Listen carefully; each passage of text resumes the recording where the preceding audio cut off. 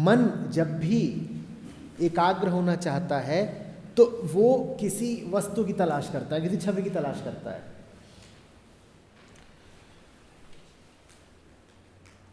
जब आप पा जाते हैं किसी वस्तु को विषय रूप में, सिर्फ तभी आप विषयता बने रह सकते हैं, ऑब्जेक्ट। जब विषय मिल गया, ऑब्जेक्ट मिल गया, सिर्फ तभी आप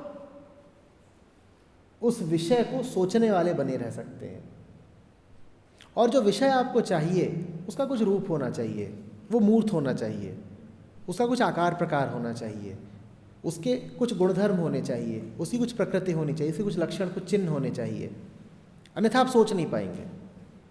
आप सोच के दिखाइए किसी ऐसे के बारे में जिसका कोई लक्षण, कोई चिन्ह, कोई रूप, कोई रंग, कोई इतिहास, कोई आकार, कोई प्रकार हो ही ना। तो उपनिषद हमसे कह रहे हैं चलो उस पर एकाग्र हो जाओ जिसका ना नाम है, ना पता है, ना घर है, ना ठिकाना है, ना इतिहास है, न जिसकी सीमा है, न जिसकी कल्पना है। चलो उस पर एकाग्र हो जाओ। अब एकाग्र होने के लिए आपको चाहिए थे कुछ लक्षण, वो आपको दिए नहीं गए। जब सामने आपको कुछ वस्तु मिलती है तब आप अपना वस्तु रूप भी स्थापित रख पाते हैं। आप सोचने वाले तभी तो बन पाएंगे ना जब सोचने के लिए कुछ सामग्री मिले। उपनिषद आपसे कह रहे हैं उसके बारे में सोचो जो सामग्री है ही नहीं। अब आपकी हालत खराब, क्योंकि उसके बारे में अगर सोचना है, उस पर एकाग्र होना है, तो आपको मिटना पड़ेगा। कुछ को सोचने के लिए आपको कुछ होना पड़ेगा और ना कुछ को सोचने के लिए आपको ना कुछ होना पड़ेगा। उपनिषद कह रहा है चलो, बहुत तुमको एकाग्रता की लत लगी हुई है ना, सोचने का बहुत चस्का है, तो चलो उसको सोचो जिसके बारे में सोचा नहीं जा सकता। सोचो।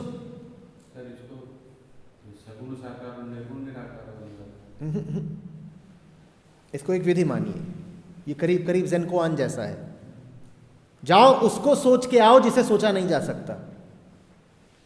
अब उसको तुम सोच तो नहीं पाओगे, लेकिन उसको सोचने की कोशिश में सोचने वाला जरूर मिट जाएगा। क्योंकि सोचने वाले के कायम रहने के लिए, मैं दोहरा रहा हूं, जिसको सोच रहे हो उसमें कुछ रूप, रंग, द्रव्य होना चाहिए। तो तुम सोचने निकले हो इसको जिसके सामने सोच गिर जानी है, जिसके सामने सोच मिट जानी है। और सोच मिटी तो साथ में कौन मिट जाएगा? तुम मिट जाओगे, सोचने वाला मिट जाएगा। तो ये समाधि की समझ लो विधि हो गई कि आओ सोचें उसको। ज़ेन तुमसे इसी तरह कहता है जाओ अपना वो चेहरा ढूंढ के लाओ जो जन्म से पहले था। अब तुम ढूंढ रहे हो उस चेहरे को, वो चेहरा तो नहीं मिलेगा, तुम जरूर खो जाओगे।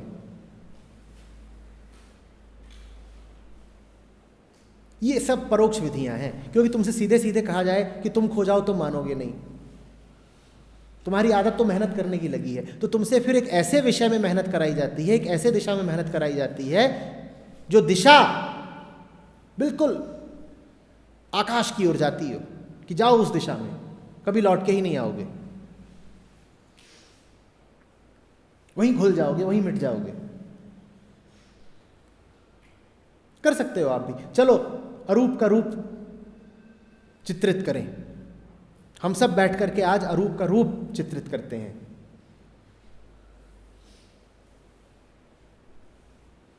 चलो अज्ञेय के बारे में एक कहानी लिखें,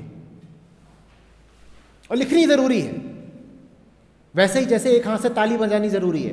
वापस मत आ जाना बिना बजाए। अज्ञेय के बारे में आओ, चलो सब बैठ करके एक कहानी लिखते हैं। तड़प जाओगे, निचुड़ जाओगे,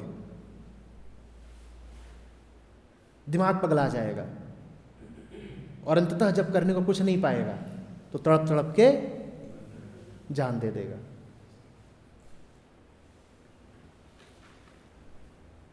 शांत, मौन।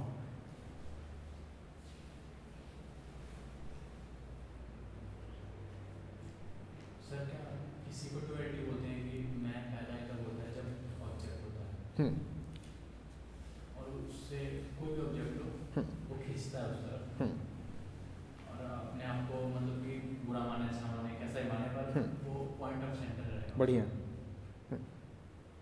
जब भी कभी तुम्हें होने के लिए किसी विषय का अनिवार्य आसरा लेना ही पड़े, इसको द्वैत जानना। मैं तभी हूं जब कुछ और है। इसका अर्थ मैं हूं ही दूसरे के संदर्भ में, मैं हूं ही दूसरे से रिश्ते में। दूसरा हटा तो मैं भी गिर जाऊंगा, यही द्वैत है। मेरी अपनी कोई मौलिक निजी मुक्त परिभाषा नहीं है, मेरा अपना कोई आजाद अस्तित्व नहीं है। कोई दूसरा है तो उससे संबंध में मैं हूं। तो मैं कौन? मैं किसी का पिता। मैं कौन? मैं कहीं का नागरिक। मैं कौन? मैं किसी शरीर का स्वामी। मैं कौन? मैं किसी घर का निवासी। अब ये सारे विषय थे, इनको हटा दो तुम्हें आफत हो जाती है। इसीलिए तो इतना रोते हो। तुम हो ही तब तक जब तक वो मकान है, क्योंकि तुमने अपने आप को क्या कहा है? मैं उस मकान का। इसीलिए जब तुम्हारा मकान गिरता है तो तुम्हारे भीतर भी कुछ गिर जाता है, इसीलिए इतना रोते हो। सर ये गिरना होगा ही नहीं, बात नहीं। मतलब ऐसा हो सकता है कि आप ये मकान गिर रहा है तो जो मालिक वाला घर हो जाएगी, मालिकियत के उससे बचा जा सके, या फिर उसको सहन करना ही होगा कि आप मालिक को नहीं, सहन करोगे, कष्ट पाओगे, और अगर बेशर्म हो तो जाके किसी दूसरे मकान से जुड़ जाओगे। अगर सद्बुद्धि है तो कहोगे सारे मकान एक जैसे होते हैं। बार बार कई कई मकानों में जाना और कष्ट पाना कहाँ की बुद्धिमानी है? इस मकान से जुड़ा था, ये मकान गिरा, ये मकान टूटा, मुझे ऐसा लगा मैं भी टूट गया।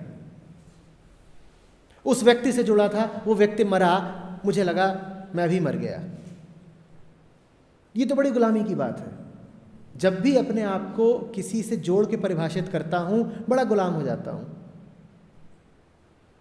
2 बार 4 बार कष्ट पा लिया, अब और नहीं पाना, अब और किसी मकान से नाता नहीं जोड़ना। तभी तो फिर कबीर कहते हैं, मैं घर जालिया आपनिया, मैं घर जाला आपना। अपना घर क्यों जला रहे हैं? क्योंकि जिस भी घर से नाता जोड़ेंगे, घर की तो नियति है गिर जाना। घर गिरेगा, तुम्हें भी ऐसा लगेगा तुम गिर गए।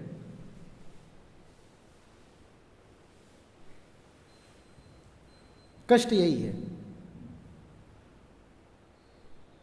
मुक्त अस्तित्व का न होना ही कष्ट है।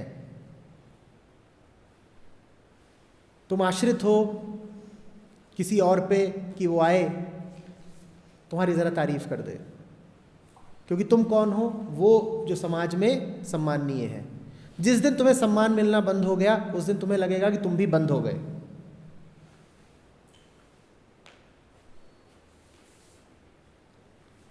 तुम्हारी तारीफ रुक गई, तुम्हें लगेगा कि तुम्हारी धड़कन भी रुक गई। अभी गुलामी है ना, क्योंकि तारीफ किसी और से चाहिए, वो दे ना दे।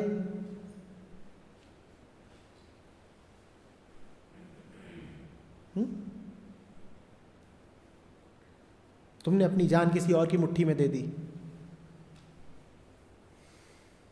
वो जब चाहे तुम्हारी गर्दन मरोड़ दे।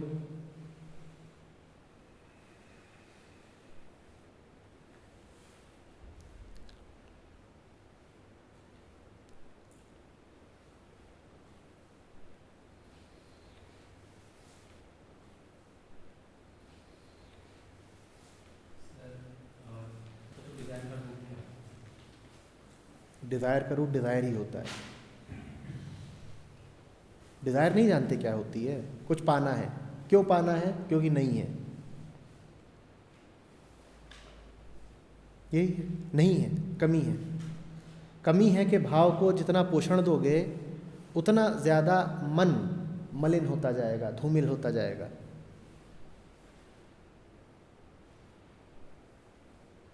इसीलिए बोला है ना कि ध्यान प्रतिपल। ध्यान प्रतिपल है, पूर्णता भी प्रतिपल है। कल ही कह रहे थे ना कबीर, मांगन से मरना भला, यही है।